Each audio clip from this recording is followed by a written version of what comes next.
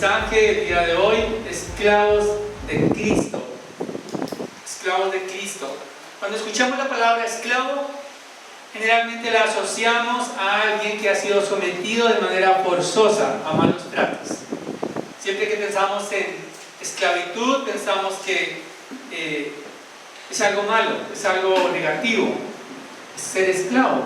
Sin embargo, en el primer siglo no solamente había esclavitud, quizás como nosotros la pensamos y conocemos, por razones étnicas, de flagelar a otros, sino que también en la antigüedad había esclavitud por razones de las guerras.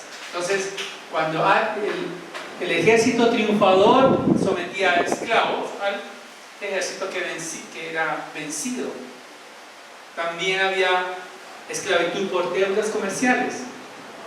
Sin embargo, la forma en que el apóstol Pablo usa el término siervo de Cristo, que en realidad es esclavo de Cristo en el idioma original, es positiva, hermanos.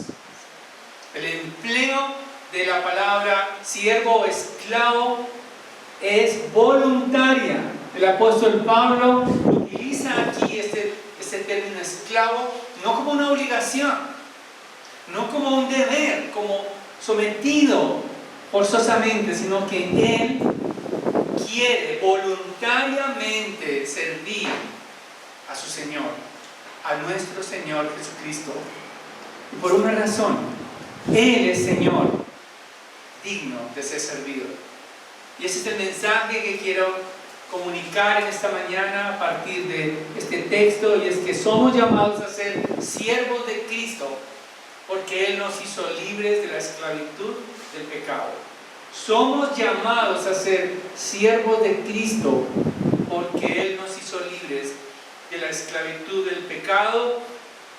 Y en estos dos versículos los he dividido en tres partes, tres pequeñas secciones que nos ayudarán a adentrarnos en la carta a los Filipenses. En primer lugar, vamos a hablar en el versículo 1, la primera parte, sobre el autor de la carta. Seguidamente, la parte B del versículo 1, vamos a hablar acerca de los destinatarios de la carta, y el versículo 2 vamos a hablar sobre el tono de la carta. El autor de la carta, los destinatarios y el tono de la carta en ese primer saludo. Entonces, primeramente, el autor de la carta, Pablo y Timoteo, se presenta como siervos.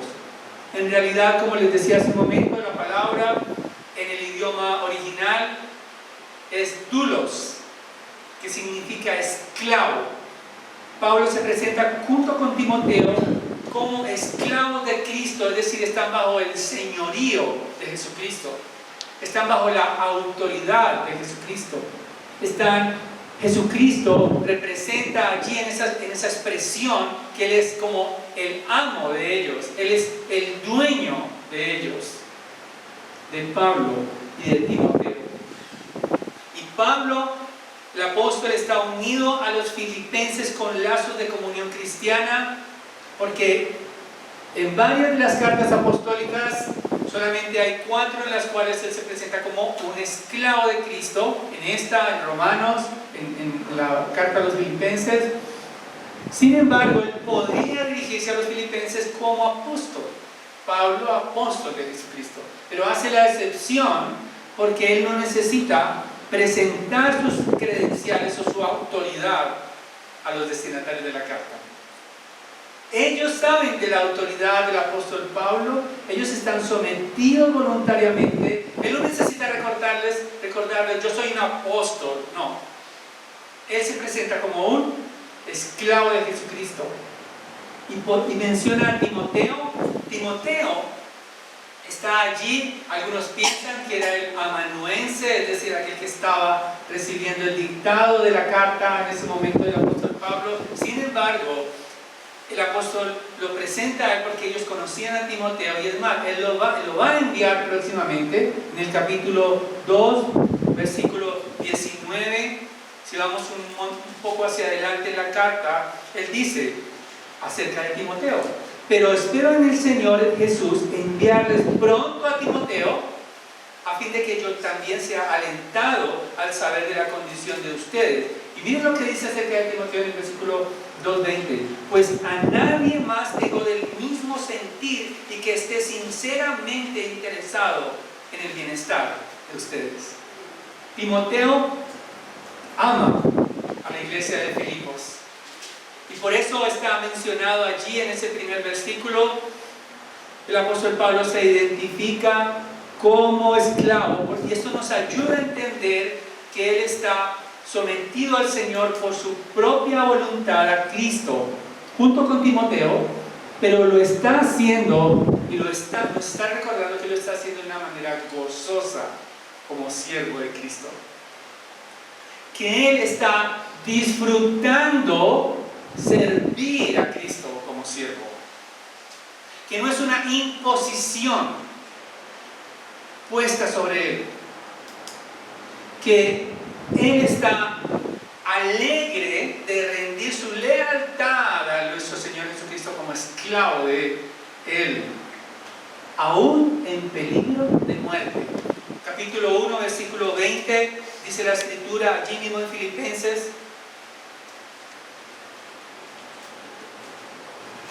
Desde el versículo 19 leamos: porque sé que esto resultará en mi liberación mediante las oraciones de ustedes y la provisión del Espíritu de Jesucristo, conforme a mi anhelo y esperanza de que en nada seré avergonzado, sino que con toda confianza, aún ahora, como siempre, Cristo será exaltado en mi cuerpo, ya sea por vida o por muerte.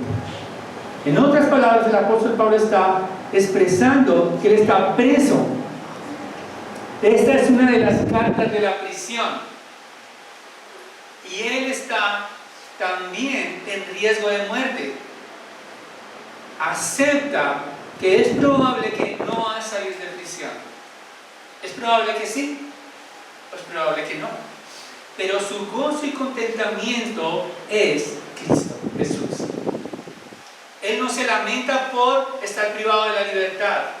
Él no está allí simplemente quejándose por servir a Cristo, sino que gozosamente dice: soy esclavo de Jesucristo, estoy preso por el Evangelio, y ustedes también son parte de mi gozo. El apóstol Pablo en su carta allí dice: siervo de Cristo Jesús, enfatizando que la deidad y el nombre mesiánico de nuestro Señor Jesucristo. En realidad el nombre de nuestro Señor es Jesús de Nazaret, pero Cristo es un título mesiánico. Cristo significa el Mesías, Él es. Y por eso él dice, Pablo y Timoteo, siervos de Cristo Jesús, de Cristo, el Mesías que está por encima de todo gobierno, de toda autoridad en el cielo y en la tierra, especialmente en el contexto de los filipenses. Estaban bajo el imperio romano. Se rendía culto a César, el emperador. Esta era una colonia romana, y más adelante también el apóstol Pablo repite nuevamente: ustedes, todos los santos en Cristo Jesús, hablando de la pertenencia de la iglesia a Cristo, identificando a todos los filipenses como parte integral de la identidad en Cristo, juntamente con Él. Ahora, era muy importante que el apóstol Pablo enfatizara el título mesiánico de nuestro Señor, lo enfatiza más adelante. Ellos tienen que entender que no pertenecen al emperador romano, que no pertenecen a la cultura romana. Y vamos a entender más adelante por qué. ¿Qué sucedía en Filipos que lo hacía tan especial que el apóstol Pablo enfatizara la pertenencia a Cristo? Cristo es el único Señor, y más adelante Él quiere mostrarles que Jesucristo también es un siervo de ellos.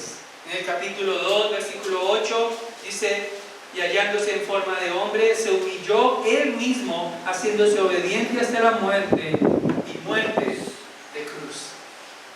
Ellos necesitan identificarse con Cristo el Mesías, porque Él fue quien murió por sus pecados.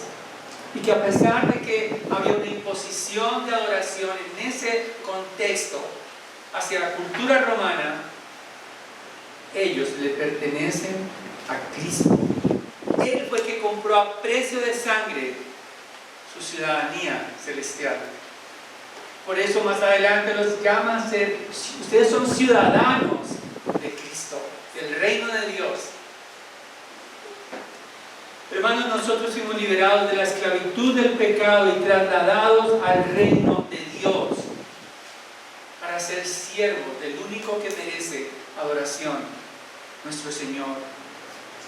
Nosotros fuimos llamados a someternos a la autoridad de Cristo voluntariamente. Él quiere que le sirvamos voluntariamente, que lo amemos voluntariamente, porque Él nos amó primero. No es una imposición que nos hace. Tenemos que recordar como creyentes que nuestro servicio a Cristo es voluntario, con gozo. Fuimos liberados de las cadenas del pecado para continuar sirviéndole a Él con gozo en todo momento, aún en tiempos difíciles. Cuando todas las cosas marchan bien, gozosamente podemos decir: soy siervo de Cristo. Alegremente podemos servir al Señor cuando todo está en orden. Nuestra vida social, nuestro presupuesto está en orden, nuestro cuerpo está en orden, nuestras expectativas están en orden. Somos alegremente servidores de Cristo. Esta semana había un hombre y recordaba este texto acerca de los siervos alegres, que servía, era como parte del staff del restaurante, y no se cansaba de darme café. ¿Quiere otro poquitico? Llegaba, pero muy amable, muy alegre, muy entusiasta. Se me acababa: ¿otro poquitito? ¿Lo quiere con leche? ¿Sin leche? ¿Cómo lo quiere? ¿Quiere aromático? ¿Está cómodo? ¿Está bien? ¿Ya conectó el computador? Acá está el enchufe. ¿Está todo bien? Con alegría. Este hombre servía. Wow. Yo dije, no puedo olvidar a René, decía ahí su escarapela. Así somos llamados a servir a nuestro Señor, con gozo, con alegría, no como una imposición, no con tristeza, sino entusiastamente, porque Él merece nuestra lealtad. Como siervos de Cristo no estaremos exentos de aflicciones, pero sirvamos con gozo al Señor, aún en tiempos en que hay estrechez. Sirvámosle con gozo, pero también como siervos de Jesucristo seremos tentados a servir a otros señores, a servir a este mundo. Somos tentados a servir a los señores de esta tierra, a traicionar la lealtad de Cristo. En nuestro trabajo seremos tentados a traicionar a nuestro Rey con invitaciones a inmoralidad, corrupción, deslealtad a nuestro Señor. En el colegio, en la universidad también encontraremos compañeros que te dirán: nadie te está viendo, ven con nosotros a pecar, a deshonrar a Cristo. Ven, inmiscúyete en conversaciones ajenas a la pureza. Ven, te doy el link donde todo lo que tú sueñas lo obtendrás a un paso. Seremos también tentados en nuestros hogares en todo momento a traicionar a nuestro Señor Jesucristo cuando tengamos momentos de desánimo, momentos de confusión, momentos en que no tenemos explicación para lo que nos está sucediendo, pero somos llamados también a permanecer amando y sirviendo a nuestro Dios y Señor Jesucristo. Él es digno de nuestra lealtad. Pero no solamente esa primera parte identifica al apóstol Pablo y a Timoteo como esclavos de Jesucristo, sino que también los destinatarios de la carta, que ese es mi segundo punto, la segunda parte del capítulo 1, a los santos, a todos los santos en Cristo Jesús que están en Filipos. La expresión santos es sinónima de todos los creyentes en Cristo Jesús que han sido separados para Dios. Ellos están en Filipos, ellos están en un contexto de aflicción, quizás de persecución, están rodeados de la cultura romana, rodeados de altares domésticos y altares públicos a Roma, al César. Ellos están rodeados de una cultura pecaminosa, de una cultura de adoración a aquel que no merece la gloria, porque solo Jesucristo es digno de alabanza y adoración. Ellos son santos, es decir, excluidos, separados para Dios. No sé si las señoras, también caballeros, nosotros a veces tenemos separado, en nuestro caso, la camisa para las cosas especiales. O las damas tienen ese vestido, ahora dicen outfit, específico, y no quieren nada con eso. Algunos las cubren con plástico y las ponen en el lugar especial. Pero imaginen las damas a sus hijas jugando con ese vestido a la Cenicienta.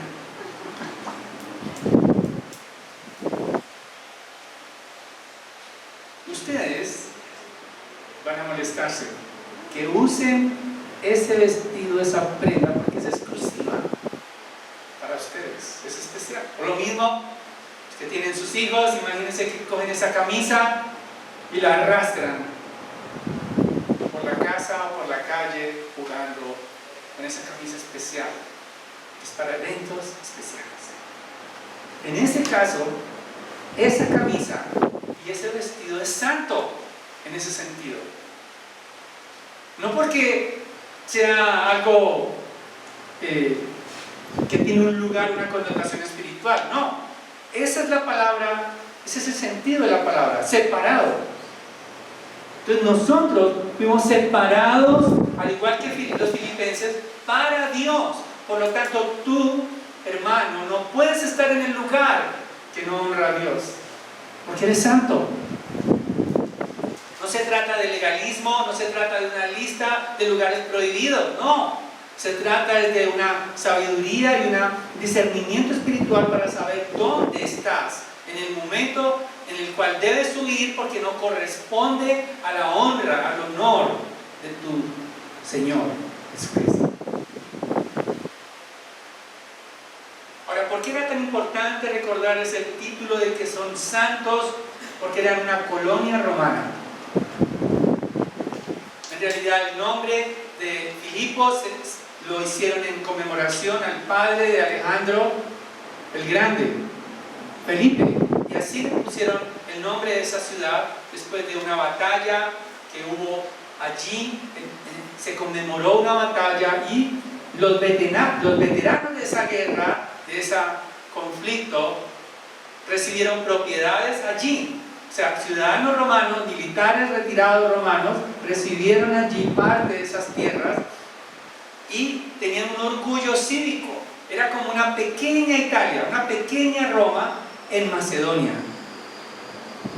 Y por lo tanto, el apóstol Pablo usa en capítulo 3, versículo 20, ese término. Él dice, porque nuestra ciudadanía está en los cielos, de donde también ansiosamente esperamos a un Salvador, el Señor Jesucristo.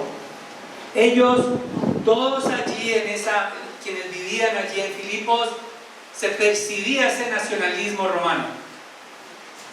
Se percibía ese sentido de orgullo por ser romanos. Los romanos tenían privilegios especiales. No podían ser azotados en público, eran libres de algunos impuestos, tenían beneficios. Y probablemente quienes hacían parte de la iglesia, estos santos de Filipos, no eran romanos, tampoco eran judíos, estaban empobrecidos, eran comerciantes de clase media y probablemente sufrían dura persecución y dificultades económicas.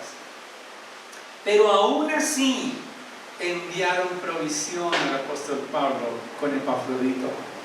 A pesar de la estrechez, a pesar de la persecución, ellos recordaban las varas con las cuales fue azotado el apóstol Pablo.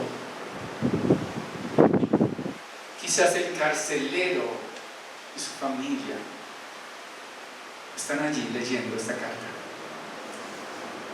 porque recuerdan las aflicciones del apóstol Pablo por llevarles el evangelio de Cristo hasta Filipos. Esta iglesia fue fundada por el apóstol Pablo, como leíamos el capítulo 16 de Hechos, relata detalladamente cómo fue que Pablo llegó a Filipos. Él vio la visión de un hombre macedonio y luego él fue llamado por el Espíritu Santo de Dios, porque había pueblo de Dios allí. Él enfrentó la oposición. ¿Y qué oposición?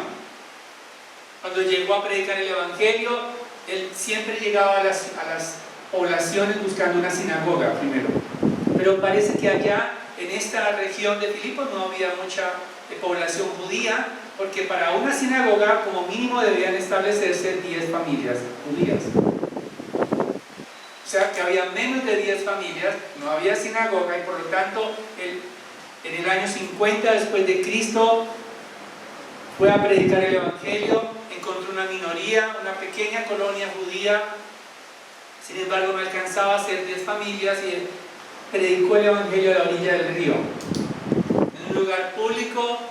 Primero, en el capítulo 16, versículos 16 al 18, vemos que una adivinadora fue liberada de una posesión demoníaca.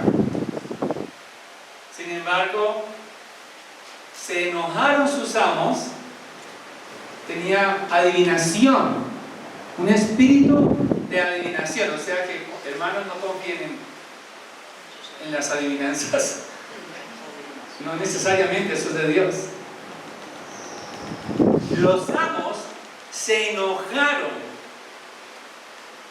y como ellos eran romanos, tenían privilegios, dieron instrucciones a los magistrados de que esos hombres fueran echados a la cárcel por amenazar sus costumbres romanas, veíamos en Hechos. O sea, ellos eran romanos con R mayúscula. No contentos con apresarlos, los azotaron y los echaron a la cárcel. En el cepo, dice la escritura, fueron puestos Pablo y Silas en el último rincón de esa cárcel. El cepo es como un instrumento de madera donde son los pies allí, apresados, encadenados, en la última mazmorra, donde comenzaron a cantar. Así se fundó la iglesia de Filipos, cantando, azotados con varas, pero Dios estaba con ellos. Hubo un terremoto, se abrieron todas las puertas de la cárcel y el carcelero quería matarse, pero ellos le gritaron: no lo hagas. Este hombre quedó impactado con estos los presos. ¿Qué debo hacer para ser salvo? Y ellos le contestan: cree en el Señor Jesucristo y serás salvo tú y tu casa. Los recibieron en casa, les lavaron sus heridas, provisión de curación física, y sus almas fueron reconfortadas. A pesar de la oposición que experimentaba Pablo y Silas, la iglesia siguió su avance. Y ellos experimentaron, el apóstol Pablo, realmente esa carta la escribió con el mismo mensajero que llevó la ofrenda a Filipos, es decir, el Epafrodito. Epafrodito es de Filipos. Me encomendaron llevar esa ofrenda al apóstol Pablo. Lo más probable es que estuviera preso en Roma, pero él se enfermó.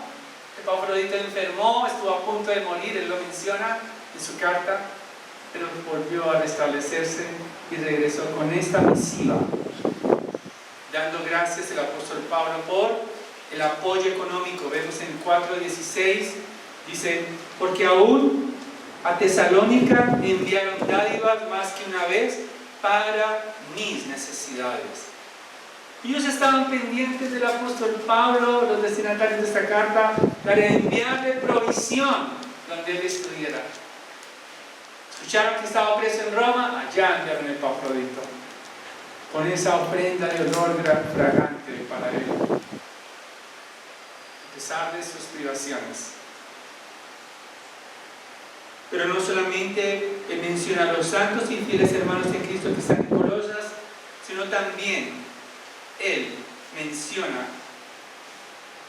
a los diáconos y a los ancianos de Filipos. Dice el versículo 2: gracia a ustedes y paz, el versículo anterior, incluyendo a los obispos y diáconos. Es probable que la iglesia de Filipos tuviera alrededor de 10 años de fundada, pero ya tenía diáconos, pastores en plural.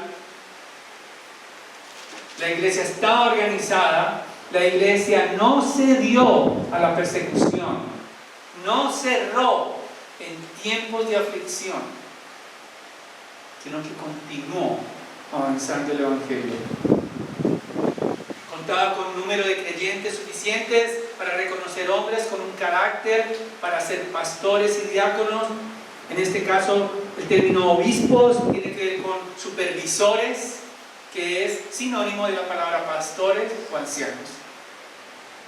Diáconos allí describe a los ayudantes de estos pastores que apoyaban cualquier cosa en el ministerio. Los primeros diáconos, los recordamos, fueron seleccionados para distribuir alimentos a las viudas.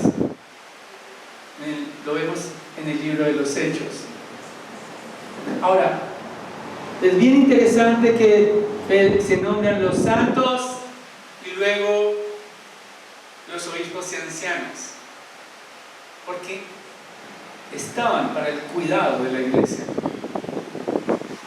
No como muchas veces que vemos el apóstol Pablo advirtiendo a la iglesia de falsos maestros que pretenden el señorío de la iglesia y usarla para sus propios fines. Pero aquí es una iglesia saludable, es una iglesia con un liderazgo sano, que no se enseñorea de su pueblo. ¿Por qué identificarnos con los santos de Filipos? ¿Qué tiene, en otras palabras, qué tiene que ver eso con nosotros? Una buena pregunta. Porque también nosotros enfrentaremos oposición. Porque también nosotros estamos en una sociedad que tiene unos valores seculares y el Evangelio atenta contra esos valores. Y donde quiera que prediquemos a Cristo vamos a encontrar oposición, porque es como si les movieran a ellos su bienestar, por la manera como vienen trabajando sus vidas. Por eso el Evangelio es incómodo. ¿Qué tiene de cómodo tomar tu cruz? Y el destino de la cruz es morir. Morimos a nosotros cuando Cristo vive en nosotros. Tenemos que estar dispuestos a morir a nuestras pasiones, como orábamos, a nuestros intereses, para que Cristo sea exaltado. Y eso no es sencillo, y menos para una sociedad secularizada como esta, donde ser esclavos de Cristo no es atractivo para la cultura. Expone esta cultura un modelo de felicidad e ideales donde ser servidos es más atractivo que servir. Y quizás Esa es también la cultura de este mundo que ha impregnado la iglesia, donde se espera ser bien atendido en la iglesia y no hay una disposición a servir a otros sacrificialmente y con gozo. Esta cultura paga para ser servido y exige una buena atención. Sin embargo, servir es sinónimo de humillación. En esta sociedad, humillarse es totalmente una tragedia. Se forma a los jóvenes en los centros de intelectualidad, universidades, institutos, para buscar los lugares de liderazgo, pero no para servir a otros, no, sino para obtener el mayor provecho posible. Hoy se eligen las carreras, ¿cuánto es el salario? ¿Cuál es el top 10? ¿Qué es lo que paga más? ¿Dónde puedo escalar rápidamente? Ese es lo que hacen los jóvenes. Lastimosamente, no todos. Solamente de Jumbo para allá. Pero es la realidad con la que nos enfrentamos. Porque necesitamos ser contraculturales. Nadie quiere servir en el anonimato. Todos quieren servir en letras de molde. Por eso le ponen su nombre a las bibliotecas. ¿Ustedes creen que por qué ponen el nombre? Para que todos los recuerden que hicieron un acto de una donación importante. Hermanos, Cristo nos llama a servir no para que nuestros nombres estén en letras de molde. Quizás nuestro servicio al Señor no va a ser visible. Nadie te va a tomar una foto 5:30 de la mañana de rodillas orando por tu hermano. Pero Dios sí lo sabe, que estás orando por él. No vas a salir en Facebook, aunque está un poco devaluado esa red social, perdón. Instagram, no vas a salir ahí con likes, pero estará tu nombre en el libro delante del trono de Dios. Somos llamados a ser siervos contraculturales, porque esta cultura, como le pasaba a los filipenses, también nosotros somos empujados a ser populares, porque si no somos populares, si no somos visibles, si no somos notorios, entonces es una tragedia.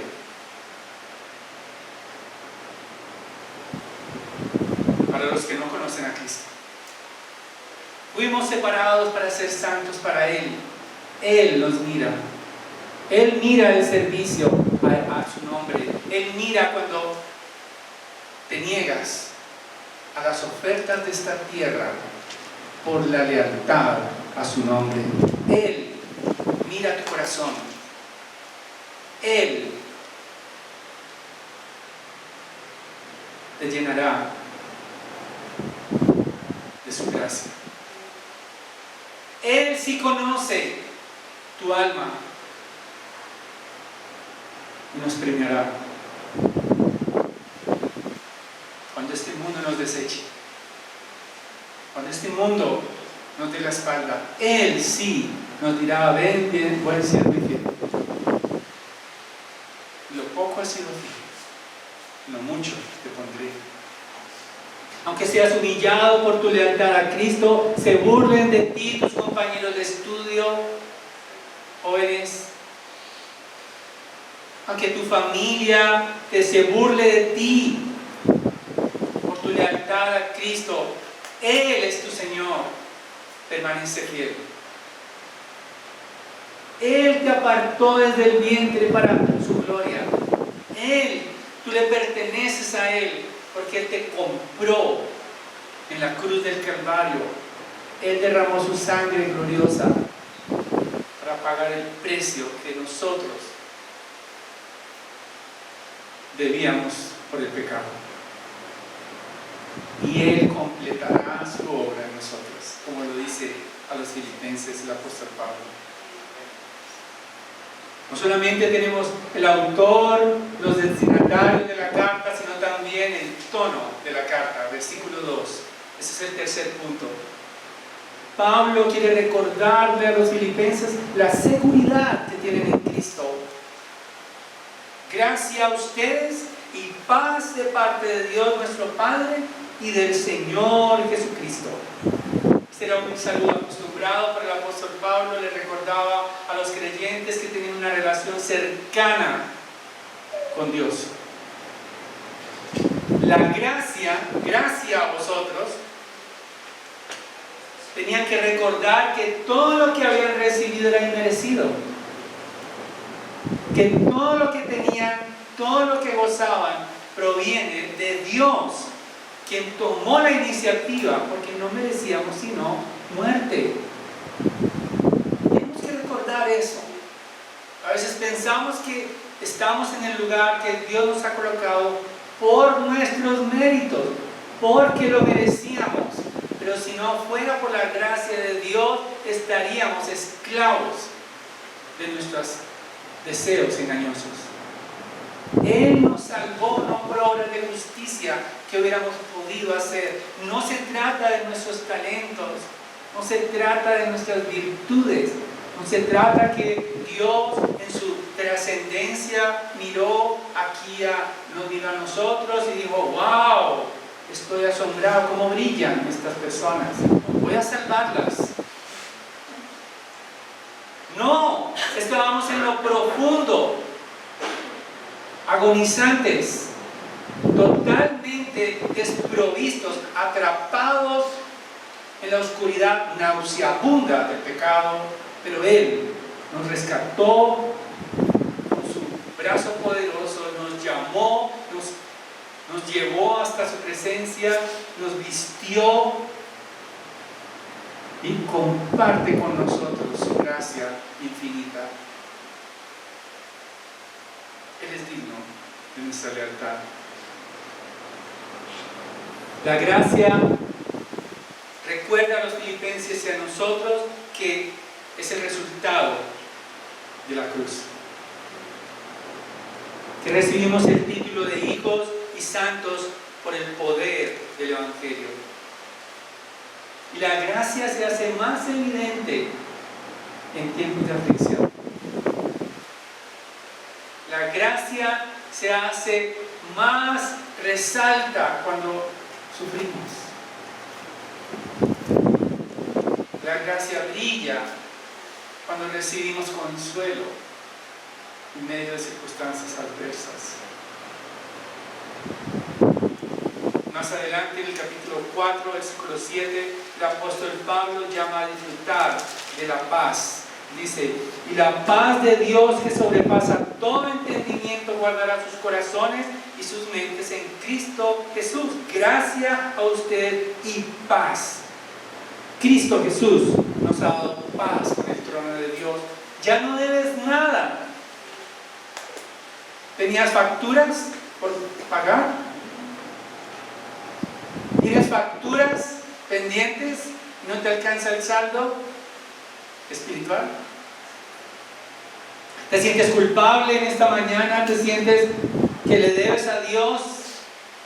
¿No te alcanza tu comportamiento? ¿No te alcanza tu integridad para poder presentarte ante Él? Disfruta de la paz. Hoy es ofrecida la paz de Cristo, porque Él saldó la deuda en el Calvario. Consumado es. Él pagó el precio por nuestro pecado. Todos los pecados, aún los pecados respetables, aún los pecados que ni siquiera nosotros somos conscientes en nuestros pensamientos. Todo fue saldado por Él. ¿Por qué es importante recordar esto a los destinatarios de la carta y a nosotros? Porque podían sentirse amedrentados por sus opositores. Podían dudar de la seguridad de Cristo. Cuando la pasamos mal, cuando hay tiempos de sequía espiritual, cuando hay momentos en los cuales pasamos temporadas difíciles, dudamos de la seguridad de Cristo, pensamos que hemos hecho algo malo, pensamos que todavía nos estamos pagando, no sé lo que hizo mi tatarabuelo, pensamos que no somos merecedores de las bondades de Cristo, de su amor, pensamos que tenemos todavía un prontuario el cual hay que trabajarlo con disciplina, pero hermanos, necesitamos confiar en la seguridad de Cristo. Estamos seguros en Cristo. Estamos en paz con Dios y con el Padre Celestial. Gracias a vosotros y paz de parte de Dios nuestro Padre, porque si somos hijos, somos coherederos con Cristo. Ya no estás huérfano, ya no hay ausencias. Nuestro Padre Celestial suplirá todo lo que necesitamos con sus recursos de su gloria. Él nos abrazará, Él nos sustentará, Él nos proveerá de su consuelo, de su amor, de su justicia, de su verdad. Somos hijos, no somos huérfanos. Él es suficiente para poder presentarnos libres de deudas y con confianza ante el trono celestial.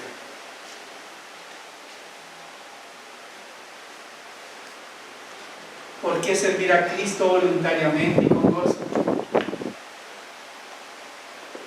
Porque Él vino a servirnos con su propia vida. Quiero terminar leyendo Mateo 20:28. Leíamos al principio. Dice la Escritura: y el que quiera entre vosotros ser el primero, será vuestro siervo. En otras palabras, vuestro esclavo. Dulos. Así como el Hijo del Hombre no vino a ser servido, sino para servir y para dar su vida en rescate por muchos. Fuiste rescatado de la esclavitud del pecado. Sirve a Cristo. Su amor te fortalecerá. Donde quiera que te haya puesto, como padre, como esposo, como esposa, como madre, como compañera de estudio, como compañeros de trabajo, como vecinos, aún en el lugar sencillo, en el notorio, hazlo con gozo al Señor. Sírvelo con lealtad. Él es digno de nuestra alabanza y adoración, porque es la respuesta a su amor.